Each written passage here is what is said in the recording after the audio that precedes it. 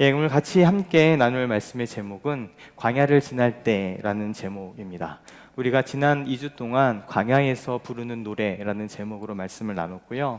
오늘은 이제 그거보다 더 한 발짝 나아가서 우리가 그렇다면 광야는 어떻게, 왜 하나님이 허락하시고 우리가 그 시간에 어떻게 있어야 하겠는가, 이런 부분들을 한 몇 번에 걸쳐서 같이 나누고자 합니다. 오늘은 그 출발로 간단한 부분들을 얘기하게 될 것 같은데요. 마가복음 1장 12절에서 13절까지 말씀을 같이 한 목소리로 봉독하시겠습니다. 읽겠습니다. 성령이 곧 예수를 광야로 몰아내신지라.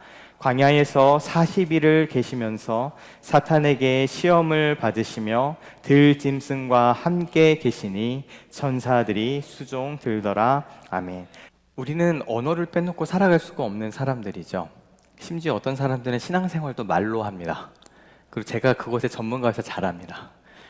삶이 아무리 무너져 있고 삶이 아무리 이렇게 막 깔아져 있어도 교회에 가서 이제 뭐 나누는 시간들이 이렇게 되면 그냥 뭐 현란한 그동안에 배워왔던 언어들이 있고 표현들이 있으니까 그런 표현들을 이렇게 늘어놓으면서 신앙생활을 그걸로 하는 거죠. 그게 말로 하는 신앙생활이 절대 좋은 것은 아니지만, 그런데 그것이 또 중요한 이유 중에 하나는 말이, 언어가 우리의 사고와 생각을 담고 있기 때문에 그렇습니다.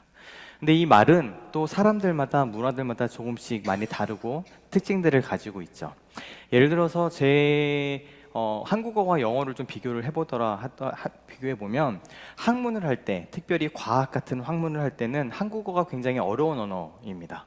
왜냐하면 한국어는 중의적인 뜻도 많이 있고요. 단어와 이 뉘앙스의 표현이 미묘하게 차이를 가지고 있어서 이게 아주 정확한 것들을 표현하게 될 때 한국어는 좀처럼 적절한 언어가 아니에요. 그래서 실제로 제가 한국에 있을 때 제 친구들 중에 공대를 다니는 친구들 영어 잘 못하거든요. 그런데 논문들을 다 영어로 씁니다.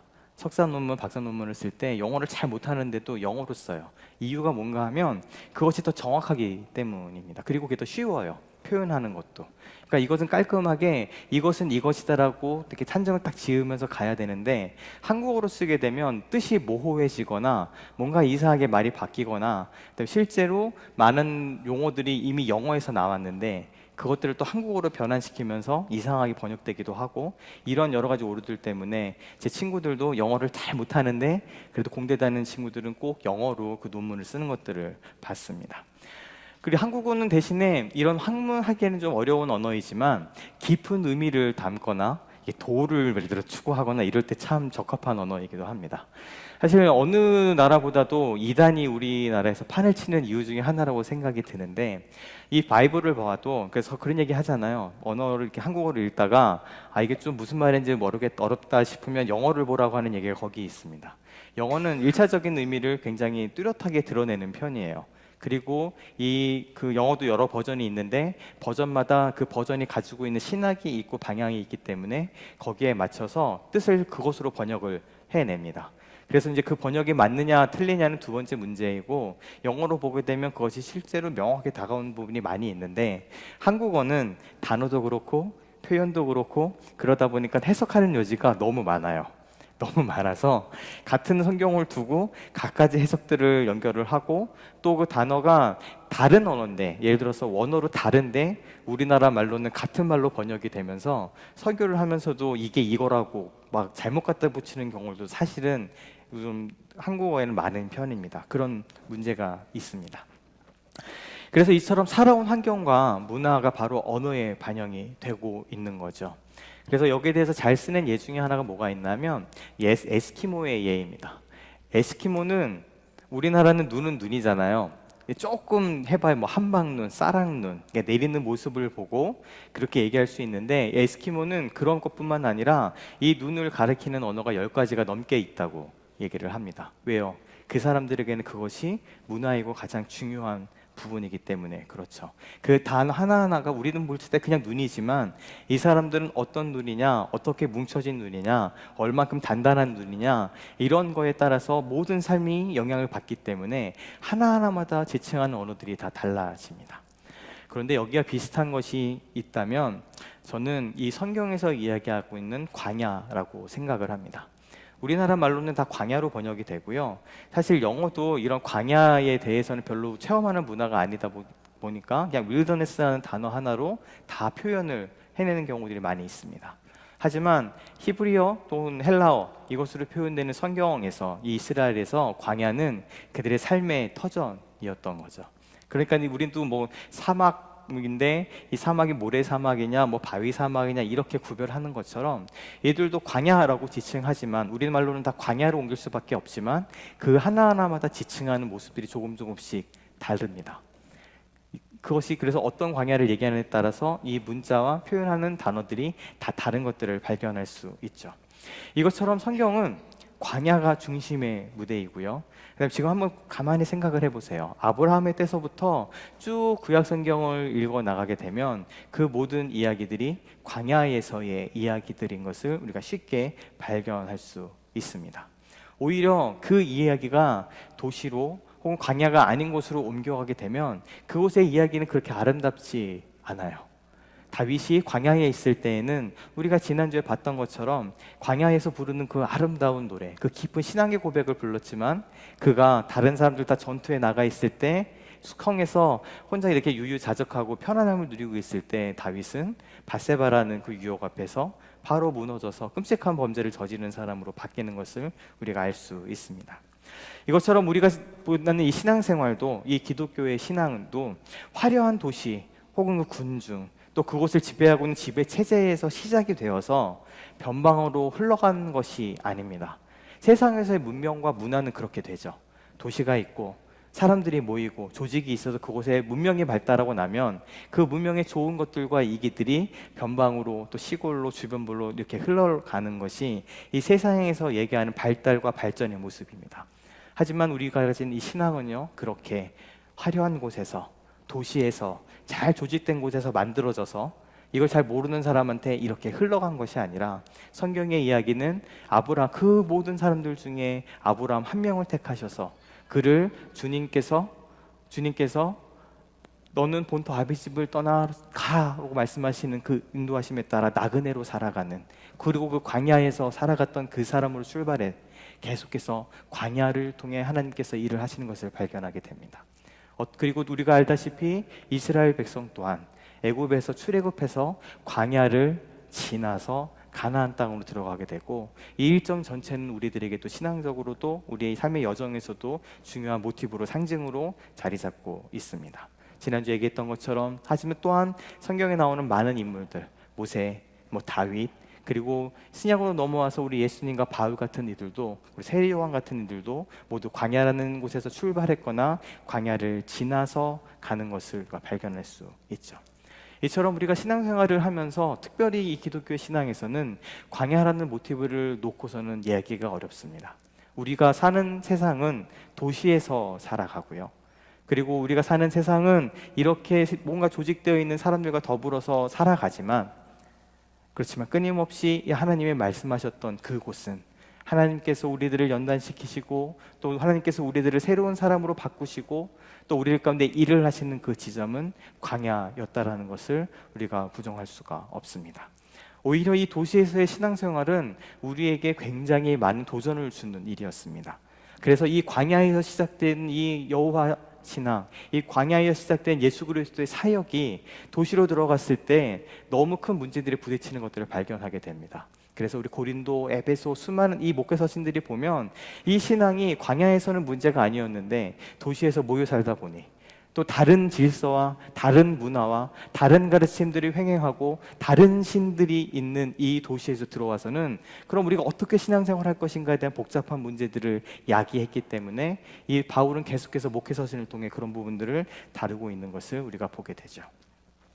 이처럼 광야는 이 성경에서 빼놓을 수 없는 모티브이기도 하고요. 또한 이 광야라는 말이 가지고 있는 의미를 우리가 다시금 되돌아볼 필요가 있습니다. 광야는 어떤 곳일까요? 우리는 잘 모릅니다.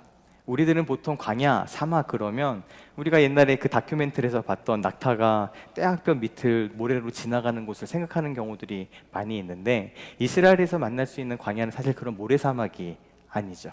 바위들이 가득하고 협곡이 가득하고, 사실 그래서 우리가 이 신앙생활, 저는 뭐 성지순례를 꼭 가야 된다라고 생각하는 주의는 아니지만 실제로 많은 이들이 성지순례에 갔을 때에 광야라는 것이 무엇인지 맞닥뜨리고 났을 때 이 성경에 대한 많은 부분들의 시각이 변하는 것들을 얘기하는 걸 들었습니다. 근데 그런 곳이죠, 광야는. 지금 우리는 상상으로밖에 볼 수 없지만 그곳은 우리가 알다시피 메마른 곳입니다. 황폐한 곳입니다. 물이 없고 또한 사람도 없고 죽음의 땅이 되고 혼돈과 위험이 있고 고독이 있는 그런 곳이 바로 성경에서 이야기하고 있는 광야인 것이죠. 이 광야는 히브리어로 얘기하면 미드바르라는 말을 씁니다. 이게 제일 많이 성경에서 등장하는 단어이기입니다. 광야를 지칭할 때. 근데 우리가 민수기를 보시잖아요. 민수기가 이제 넘버즈, 그래서 우리는 사람들을 셌던 이 성경을 이야기하는데, 사실 원래 이 모세오경에는 이 제목들이 붙여진 게 없었고요. 그 히브리어 성경의 가장 첫 단어가 그냥 그 책의 제목이 되었었습니다. 그런데 민수기의 시작은 어떻게 되어 있냐면 바 미드바르라고 시작합니다. 그래서 그게 책 제목으로 불리기도 하는데 뜻이 뭔가 하면 광야에서라는 뜻입니다. 하나님께서 이 이스라엘 백성들에게 말씀하시고 그들을 주님의 백성으로 삼으시고 그들에게 일을 하시는 모든 일들이 사실 이 광야에서 시작되었다는 것을 다시 상징적으로 드러내는 것이라고 저는 생각합니다. 그래서 이 광야에 가서는 우리가 어떻게 되나요? 우리들의 능력이 무력화되는 곳입니다. 내가 가지고 있는 능력, 내가 가지고 있는 모든 것들이 광야에 가면 아무것도 되지 않아요. 전적으로 하나님을 의지할 수밖에 없는 장소이죠. 하나님만 의지할 수밖에 없는 곳, 사실 그곳이 우리가 광야입니다. 광야가 어떤 곳이고 우리 삶에 있어서 광야는 어떻게 오는가에 대해서 수많은 얘기가 가능할 겁니다. 어느 분들은 가정에서 사는 것이 광야이신 분들도 계시고, 직장이 그러신 분들도 계시고, 개인이 겪고 있는 문제들 혹은 질병들, 건강의 문제가 광야이신 분들이 계시고, 특히 현대 사회에 있어서는 이 광야로 많이 지칭되는 것 중에 하나가 무엇인가 하면 우울증입니다. 요즘에는 우울증 약을 달고 사는 사람이 없다고 할 정도로 이제 쉽게 처방을 받고 약을 먹는데, 이런 우울증의 시간들을 또 광야의 시간으로 비유하는 요즘의 시대인 거죠. 그런 경우가 많이 있습니다. 그런데 이 광야는요, 눈에 보기에는 그렇습니다. 이것이 바로 우리 신앙에서의 차이점인 것이죠. 이것을 우리가 보이는 것으로만 보게 되면, 우리가 그냥 내가 느껴지는 것으로만 이 광야를 표현하게 되면 제가 지금 얘기한 것들에서 벗어나지 않습니다. 그곳은 메마르고 황폐하고 힘들고 죽음이 있는 땅이고 고독이 있고 내가 아무것도 할 수 없고 심지어 내가 즐거워할 일이 하나도 없는 곳, 그것이 광야입니다. 그것이 눈으로 보기에는 그렇게 되는 것이죠. 그렇지만 우리가 늘 고백하듯 우리의 신앙은 눈으로 보는 것이 아니라 믿음으로 보는 것을 가지고 걸어가고, 믿음으로 걸어가는 길이 우리의 길임을 늘 봅니다. 그 눈으로 이 광야를 바라보게 된다면 광야는요, 하나님께서 우리를 만나주는 곳이고, 이 광야는 하나님께서 우리에게 임재하시는 곳이고, 광야는 하나님께서 우리에게 일하는 곳이고, 광야는 하나님께서 우리 가운데 함께 하셔서 우리를 돌보시고 하나님의 뜻대로 우리를 만들어 가시는 곳, 그것이 바로 광야입니다. 이것이 우리가 광야를 볼 때 눈으로 보는 광야와 우리의 마음으로 보는 광야, 이 두 가지 차이점이 있는 것이죠. 제가 친하게 지낸 어떤 분은 데스밸리를 되게 좋아하는 분이 계셨습니다. 지난주에 데스밸리에 갔다 오신 몇 분도 제가 알고 있습니다. 사진을 보내왔는데 되게 부럽더라고요. 근데 그 데스밸리를 되게 좋아하시는 그분이 데스밸리에 가는 그 이유를 뭐라 얘기했냐면, 데스밸리에 가면 정말 그런, 우리 어떻게 보면 우리가 이 성경에서 만날 수 있는 광야와 가장 비슷한 이미지를 갖고 있는 곳이 데스밸리일 겁니다. 그곳에 가서 그 황폐한 땅, 목마른 땅, 그 옛날에 그 개척자들이 서부를 향해 오다가 죽음의 골짜기라고 불렀던, 수많은 사람들이 죽어 나갔던 그 땅에 가게 되면 그분이 그런 얘기를 했었어요. 그곳에 가면 내가 가진 문제들이 아무것도 아닌 것이 된다고. 많은 문제들을 갖고 갑니다. 뭐 삶에 있어서 막 골치 아픈 문제, 나를 신경 쓰게 하는 문제, 많은 것들이 있는데 그곳에 딱 가게 되면 얼마나 그것들이 그냥 보잘것없는 것인지 그냥 다 내려놓게 되는 것이죠. 그렇게 잠깐만 가도 그것을 느낄 수 있는 그곳인데, 그곳에서 살아가게 된다면 어떻게 될까요? 하나님께서 그 광야를 우리를 이끄시는 이유는 바로 그것 때문입니다. 제가 이제 최근에 들었던 재밌는 유튜브 내용 중 하나가 무엇이 있었냐면, 보셨는지 모르겠습니다. 그 마약에 사람들이 중독이 되잖아요. 근데 마약에 중독되는 것들을 사람들이 잘 이해를 못한대요. 이해를 잘 못한대요. 그게 뭔지 모르는 거죠. 모르는 사람이 보면 그거 좀 끊어내면 안 돼? 그게 얼마나 피해를 주고 그런 거 알면서도 왜 그래? 라고 이야기를 하잖아요. 뭐 담배나 술도 마찬가지고, 근데 중독이 그런 거니까. 근데 어느 의사가 표현하기를 마약에 중독되어서 마약을 내가 지금 찾고 싶을 때의 그 마음가짐을 어떻게 표현을 하나 하면, 얘가 그렇습니다. 버스에 올라탔는데, 시내버스에 올라탔는데 갑자기 배가 아픈 거예요. 아플싸 하는 그 수준인데, 그게 아픈 것이 화장실 가고 싶다 정도가 아니라 진짜 이렇게 막 주체할 수 없을 정도로 배가 막 아파서 화장실을 가야 되는 상황이 벌어진 겁니다. 그럼 우리 모든 신경의 집중이 어디로 가나요? 그냥 그것에 매몰되어 있어요. 내 배를 어떻게 하면 이걸 참고, 지금 거기에서 그거를 터져내면은 그것만큼 끔찍한 일이 없잖아요. 그러니까 이 끔찍한 일을 피해서 내가 어떻게 이거를 피할 수 있을까? 화장실은 어디로 가야 될까? 어느로 가야지 내가 이거 해결할 수 있을까? 계속 집중합니다. 계속 내 배와, 죄송합니다, 내 학문이죠. 내가 이 나오는 곳을 계속해서 힘을 주고 거기를 이렇게 막 조절하면서 모든 것들이 거기에만 집중되어 있어요. 화장실 가도 내가 지금 이 욕구, 지금 이 배를 해결해야 돼라는 그것으로 집중이 되어 있죠. 근데 그 순간에 나의 걱정거리, 나의 모든 문제들이 작용을 할까요? 내가 착상하던 사람 옆에 와서 말을 걸어요, 막. 근데 그것이 나한테 있어서 기쁨이 될까요? 내가 그동안 추구하던 많은 것들이 있어요. 그리고 내가 그동안에서 너무 좋았던 것들이 많은 것들이 있어요. 그런 것들이 나한테 와서 의미가 있을까요? 먹고 싶어, 자고 싶어, 이런 우리가 가지고 있는 모든 욕구들이 있잖아요. 그런 욕구들이 우리한테 작동하지 않습니다. 다 그건 나하고 상관없는 일이에요, 이제는. 그런 것들은 다 필요 없고, 나의 모든 신경의 집중은 어디로만 됩니까? 지금 이 화장실을 해결하고 배 아픈 그것에 해결해야 되는 그것이 가장 비슷하게 비유할 수 있을 것 같다라고 얘기하는데 되게 동감이 되는 거죠. 다른 것이 들어오지 않아요. 화장실이 내가 급하지 않고 괜찮은 사람이 보면 좀 참았다가 화장실 가면 되지, 아무리 화장실이 급해도 이게 중요한 건 해야지 라고 얘기할지 모르겠지만, 당사자는 그렇지 않죠. 지금 그것만 매몰되어 있는데 다른 어떤 것도 그 사람에겐 중요하지 않은 상태로 변하는 것, 그것이라고 얘기하더라고요. 마찬가지일 수 있습니다. 사람은 그렇게 됩니다.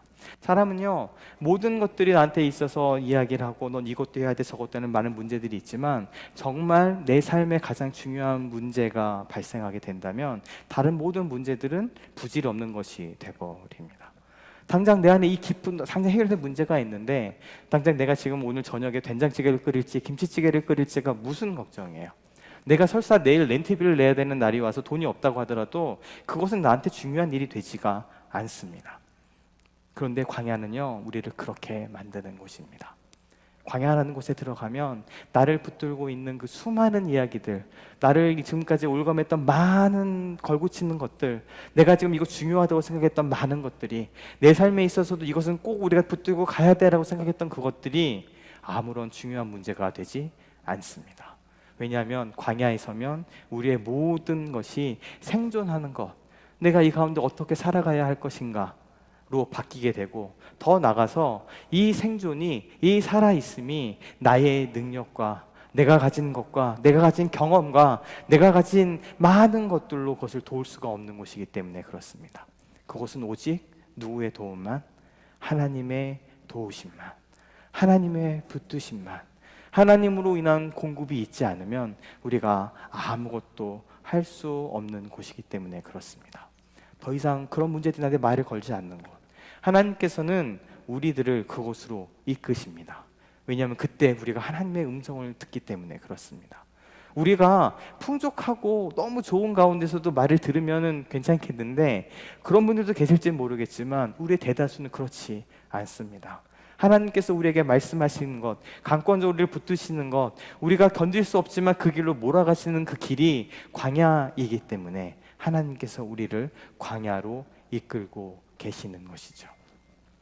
이스라엘 백성들이 출애굽해서 하나님의 능력이 있으시니까 그냥 뿅 해갖고 가나안 땅을 옮겨주면 얼마나 좋아요. 아니면 그냥 애굽 땅을 그냥 가나안 땅으로 바꿔주시면 얼마나 편할까요? 근데 하나님이 그렇지 않다라는 겁니다. 우리의 신앙생활이 그렇지 않다라는 겁니다. 우리가 죽음에서 생명으로 옮겨져 가는 것, 우리가 멸망과 심판에 있다가 구원의 자리로 옮겨가게 되는 그 길은 그 우리가 머물렀던 출애굽들, 내가 머물렀던 그곳, 내가 가장 편하고 내가 익숙하다고 생각했던 그곳에서 벗어나서 하나님의 말씀하시는 가나안 땅으로 가기 위해선 반드시 광야를 우리가 거쳐가야만 합니다. 그것이 하나님께서 정하신 일입니다. 그래서 우리의 새로운 시작도 마찬가지이고, 하나님을 만나게 되는 일도 그렇고, 하나님 앞에 결정적으로 우리가 다름을 받고 하나님 앞에 합당한 사람으로 변화되는 그 과정도 결국에는 광야라는 그곳을 통해서 하나님께서 일을 하시고 우리를 붙들고 계신다라는 것이죠. 이 광야는 크게 얘기하면 두 가지로 나눌 수 있을 겁니다. 첫 번째는 내쫓기는 광야입니다. 내쫓기는 광야, 그러니까 어쩔 수 없이 가야 되는 광야가 있을 거고요. 또 한 가지의 광야의 모습은 내가 스스로 나아가는 광야이기도 합니다. 오늘 이것들을 계속해서 이제 몇 번에 걸쳐서 나누게 될 건데, 오늘은 그 중에서도 오늘 예수님의 모습을 보면서 우리가 내쫓기는 광야에 대해서 같이 이야기를 나누게 되는 것이죠. 우리가 마가복음 1장 12절 13절을 다시 한번 보게 되면 12절에 이렇게 얘기합니다. 성령이 곧 예수를 광야로 몰아내신지라 라고 표현하고 있습니다.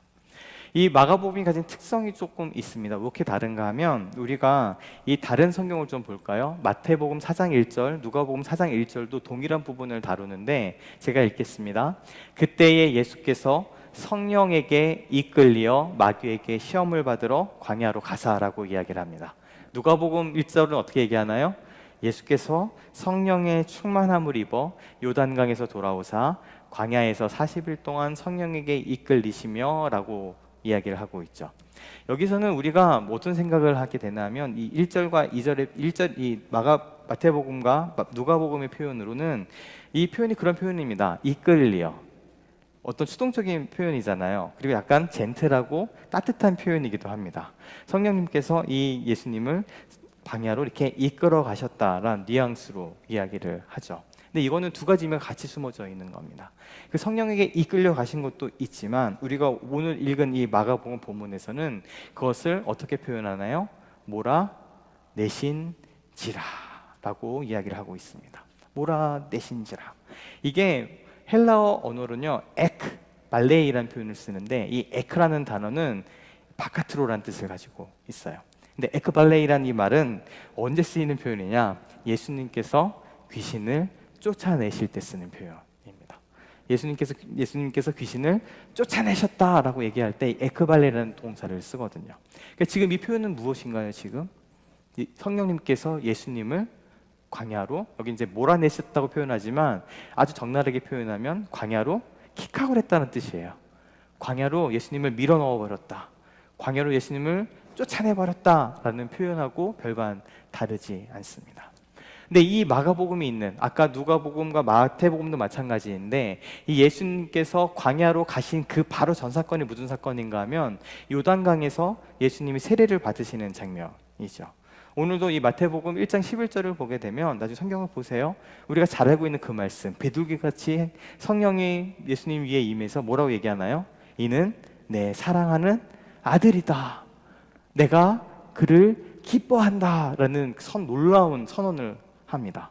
이 세례요한한테 세례를 받으시면서 모든 이들에게 예수가 메시아이시고, 예수가 이제 하나님의 그 기름 부으신 가운데 공적인 사역을 시작하신다는 놀라운 선포, 이는 내 사랑하는 아들이고 내 기뻐하는 자들의 음성을 들리는 그 놀라운 그 세례 장면이 바로 이 직전에 있는 것이죠. 그런데 이 일이 있은 이후에 예수님이 겪으시는 일은 무엇입니까? 그 성령에 충만하신 그분이, 성령이 지금 가득 임해서 이제 사역을 시작하시는 그분이 광야로 몰려나가시는 겁니다. 그리고 이것을 젠틀하게 표현하면 성령님께서 이끌어서 글로 가신 거죠. 그리고 더 나가면 결국 예수님의 이 경우에도 마찬가지로 그냥 부드럽게 내 손을 잡고 이렇게 이끄셔서 가기 싫어요, 안 갈래요 하는 그것이 아니라 강권적으로 너 여기 가야 되라고 쫓겨나는 것처럼. 그리고 이 미국에서는 20살 성인이 되면 집에서 쫓아내는 부모들이 있잖아요. 이제는 성인이 됐으니 네가 알아서 살아라고 쫓아내는 그것처럼 예수님을 쫓아내는 겁니다. 이해가 안 되는 장면인 거죠. 이제 공적인 사역을 시작하고 메시아로서의 사역을 시작하고 이제 그 영광이 충만하고 성령이 충만했는데 그 다음에 가는 곳은 광야입니다. 그 다음에 이끌어 가시는 그곳은 바로 광야입니다. 예수님도 그러셨습니다. 예수님도 그 사역함에 있어서 이 광야라는 시간이 필요했던 것이죠. 하나님께서는 여기 있는 것처럼 그 주체가, 광야로 이끌어가는 주체가 성령님이심을 우리에게 분명히 보여주고 있습니다.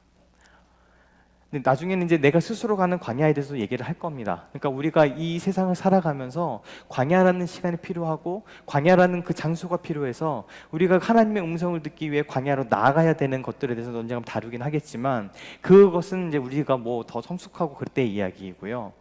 우리의 모든 우리는 이 광야에 하나님께서 쫓아내시는 그 경험들을 하는 사람입니다. 그 주체가, 내가 지금 광야를 살아가고 있다면 모든 사람이 봐도, 내가 봐도 내가 이 광야에서 어떻게 살아갈까라는 그 환경과 마음과 혹은 그런 한 탄식과 한숨이 내 안에 있다 하더라도 그것을 이끄시는 분은 누구십니까? 하나님, 성령님께서 그렇게 하시는 것이죠. 예수님께서 지금 그 일을 겪고 계시는 겁니다. 이것 하나만으로도 우리의 많은 부분들이 줄어들 수 있습니다. 세상에서는 이런 시간이 우리한테 주어질 때마다 주변에 나를 돕는 이가 없고 내 능력으로는 헤쳐갈 수가 없고 내가 가진 것으로는 여기서 존재하는 것도 불가능한 것 같은 상황에 몰리게 되었을 때, 다른 이들은 이렇게 얘기합니다. 너 뭐 잘못한 거 있나 생각해봐. 뭐 너 재수없게 어디 가서 뭐 한 거 아닌지 한번 생각을 해봐. 야, 네가 무엇인가를 잘못해서 그랬을 거야. 네가 이거 이제 부족해서 지금 그런 가운데 있을 거야 라고 얘기할지 모르겠습니다. 하지만 성경은 분명하게 선언합니다. 내가 지금 광야에 서 있다면, 누가 보아도 그 광야 길을 내가 걸어가고 있다면, 광야 길을 걸어간다는 것이 그저 조금 어려움을 겪는 그 일이 아닌 거 아시잖아요. 여기를 보아도 저기를 보아도 내가 의지할 것이 없고 내 능력으로 도무지 살아갈 수가 없는 것 같은 그 상황 겪고 있을 때, 내가 주님을 붙들지 않으면 안 될 것 같은 그 상황을 내가 지금 만나고 있은 그때가 온다면, 그것은 성령님께서 우리를 이끌어내신 자리입니다. 더 나가서 오늘 이 본문에서 봤던 것처럼 에크발레이, 너 그걸로 나가야 돼, 귀신을 쫓아내는 것처럼 내 집에 있는 성있는 자녀를 이제 내보내는 그 마음으로 넌 여기를 어쩔 수 없이 가야 되라고 몰아내시는 것이죠. 우리가 살아가는 광야는 바로 그런 곳입니다. 그래서 이 12절의 번역을, 다른 새번역을 보면 이거 새번역하고 공동번역하고 번역이 아주 똑같더라고요. 완전 똑같은데, 그리고 곧 성령이 예수를 광야로 내보내셨다입니다. 여기에 있는 그 예수님이 뭔가 준비되기 전에 있는 예수님이 아니라 지금 그 요단강에서 내 사랑하는 아들이다, 내가 그를 기뻐한다라는 그 성령이 충만한 가운데 성령님께서는 이 예수님을 광야로 내보내십니다. 그리고 1절, 그리고 마태복음, 누가복음에는 이것들을 더 길게 얘기해서요, 예수께서 성령에 이끌려 뭐하러 광야로 가셨다고요? 뭐하러 광야를 가셨다고요? 마귀에게 시험을 받으러 가셨다라고 표현하기도 합니다. 우리가 보았던 이 마가복음에서도 어떻게 표현하나요? 광야에서 예수님께서 하신 일이 무엇인가요?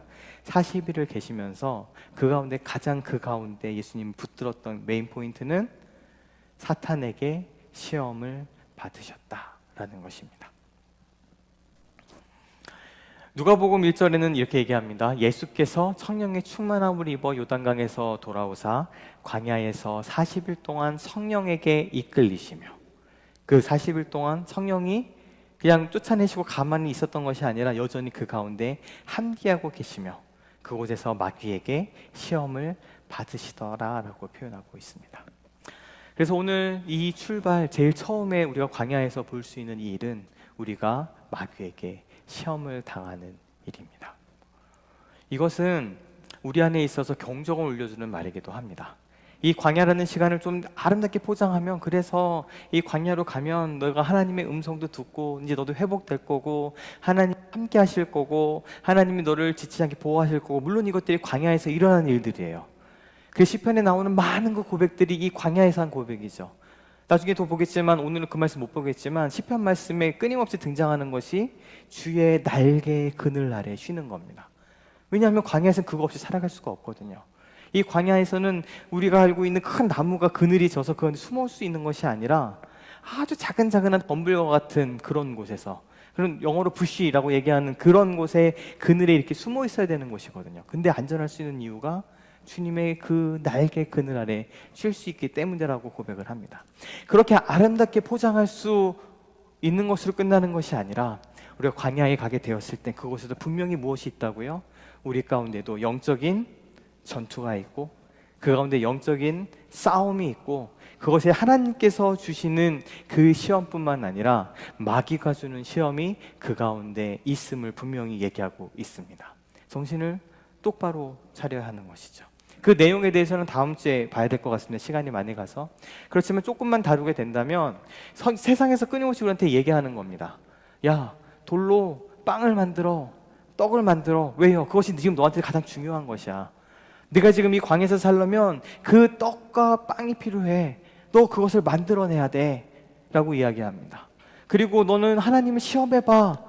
하나님께서 말씀하셨잖아. 네가 공중에서 뛰어내려도 천사들이 발을 받쳐서 네가 안전할 거라고. 그리고 그 필요 없어. 하나님이 아니라 나를 경배하게 된다면, 네가 이 가운데에서 그 광야에 서서 이걸 빨리 탈출하고 싶잖아. 그러면 이 세상의 영광을 주고 있는 나에게, 이 세상이 얘기하고 있는 가치관 가운데 네가 복종하고 절하면 돼. 그럼 모든 것이 편해져 라는 그런 시험들이 이 광야에서 우리 가운데 주어지고 있는 것이죠. 광야는 시험을 당하는 곳입니다. 하지만 오늘 가장 중요한 것 한 가지, 다른 거 다 잊어버리셔도 좋습니다. 우리가 지금 광야의 길을, 광야라는 곳은 하나님께 의지하고 그분으로 인하여서만 살아갈 수 있는 곳입니다. 그냥 내가 하겠다고 달려들면 바로 죽음을 맞는 곳, 내가 내 스스로를 해결할 수 있다고 달려들면 아무것도 하지 못하는 것이 바로 그 광야의 공간입니다. 그리고 이 광야는 한편으로 우리의 믿음의 눈으로 보았을 땐 하나님께서 말씀하시고 하나님께서 우리를 다루시는 그 지점이죠. 그런데 이 광야로 누가 우리를 이끄십니까? 성령님께서, 하나님께서 우리를 그곳으로 이끌어 가십니다. 이스라엘 백성이 그랬던 것처럼, 그리고 예수님 또한 이 광야라는 시간을 지나고 나서 우리가 알고 있는 예수 그리스도가 내 안에 살고 예수 그리스도가 내 구세주가 되셔서 그분과 하나 되는 그 삶, 그 구원의 경륜 가운데 들어가는 그 길에는, 우리가 하나님의 사람으로 완전해지는 그때는 이스라엘처럼 그 광야라는 곳을 지나서 가나안으로 가는 것이고, 또한 예수님처럼 결국 성령님께 내쫓김을 당해서 광야까지 동행해야 되는 것, 그것이 우리의 삶의 한 본질이고 중요한 핵심임을 우리가 놓치지 말아야 합니다. 하지만 우리는 그곳에서 두 가지 소망을 봅니다. 이것이 계속 다루어질 겁니다. 한 가지는 그곳에서 하나님이 우리와 함께하고 계신다라는 것이고요. 두 번째로는 이 광야는 광야에 머문 것 자체가 목적이 아니라는 겁니다. 너 광야에 사는 게 너의 삶의 목적이야. 거기서 그냥 살아야 되라는 것이 아니라 이 광야의 시간은 결국에 그 끝이 있다라는 것이죠. 그냥 광야에 살아서 끝나는 것이 아니라 이스라엘 백성들은 40년이라는 시간이 걸렸지만 광야라는 곳을 지나서 하나님이 약속하신 적과 꿀이 흐르는 가나안 땅으로 들어갑니다. 예수님도 이 40일의 시간 동안 시험 받으시고 이 시간이 끝난 이후에 비로소 그 뒤에 다시 보게 되는, 우리가 전에 2달, 3달에 거쳐서 나누던 그 말씀대로 회개하라, 천국이 가까이 왔다, 복음을 믿어라 라고 얘기하는 예수님의 놀라운 사역의 시작이 이 광야를 지나고 시작되는 걸 우리가 볼 수 있습니다. 그것은 끝이 아닙니다. 반드시 하나님께서 광야를 통해 우리를 이끌고자 하시는 곳이 있고, 하나님의 약속은 우리 아까 찬양했던 것처럼 결국 그곳으로 반드시 확실하게 인도하실 줄 믿습니다. 아멘. 우리 같이 찬양하시겠습니다. 아마 많은 분들이 기억도 하시겠지만 또 잊어버리셨을 거라 생각이 드는데, 제가 사실은 이 마각교회를 2019년 1월 첫 주부터 나오기 시작했습니다. 찬양 인도자로 이제 마각교회 처음으로 오게 됐거든요. 첫날 예배를 드리는데 깜짝 놀란 게 무엇인가 하면 이 찬양을 부르고 있는 거예요. 제가 아직도 기억나요. 그 옆에 앉았던 그때 옆에 김호지 전도사님이 앉아 계셨고 홍철아 목사님이 앉아 계셨는데 여기 향해서 마가교회는 이런 노래도 불러요? 라고 했던 기억이 저한테 생생하게 남아있어요. 아마 들어보시면 멜로디 다 기억하실 겁니다. 마가교회에서 오랫동안 불러드렸던 찬양, 하지만 다른 곳에는 곰처럼 불려지지 않는 찬양입니다. 우리 이 고백을 아마 몇 주에 걸쳐서 계속 드리게 될 것 같은데 오늘 같이 이 찬양 한번 불러보겠습니다. 광야를 지날 때, 광야를 지날 때, 광야를 지날 때, 시험을 당할 때, 어려운 순간에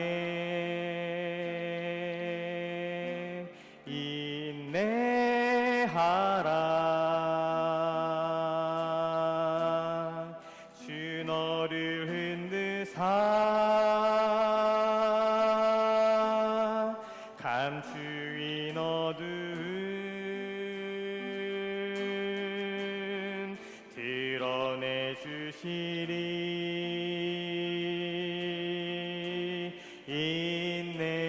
인내하라. 아멘. 우리 잠시 한 1분 정도 같이 기도하겠습니다. 하나님, 제가 이 광야로 나아갈 때에 특별히 나는 그곳에 있고 싶지 않지만 그 성령님 앞에 이끌려 그 성령님이 때로는 내쫓으심을 통해 이 광야로 밀려나게 되었을 때 주님, 내가 이 고백들 또한 이 진리들을 잊지 않게 하여 주시옵소서. 그 상황 가운데 매몰되지 않고 그 가운데 여전히 함께 하시며 결국에는 그 길을 통과하게 하실 그 주님의 약속을 믿으며 또 그 가운데 주님의 말씀하심을 들을 수 있는 그 믿음을 저에게 허락하여 주시옵소서. 잠시 기도하며 나가겠습니다. 지금은 우리 구주 예수 그리스도의 크신 은혜와 아버지 하나님의 변함없고 끊임없으신 그 영원하신 헤세드의 사랑하심과 성령님의 함께 동행하시며 우리를 이끄시고 그 시험을 당하는 그 순간에도 함께 동행하시며 도우시는 능력의 역사가 때로는 그 광야의 길을 걸어가고 또한 그 광야로 성령님의 이끄심을 쫓아 나아가게 되고 때로는 견딜 수 없고 어려운 그 순간 그 광야의 시간에서 주님을 바라보고 눈을 맞추는, 그렇지만 이 주님의 약속을 잊지 아니하고 믿음으로 그 시간을 견뎌내기를 소원하는 사랑 우리 마음이 가난한 사람들에게 성도 한 분 한 분과 이 예배 가운데 나온 이들 머리 위에 이제부터 영원까지 함께 하시기를 간절히 축원하옵나이다. 아멘.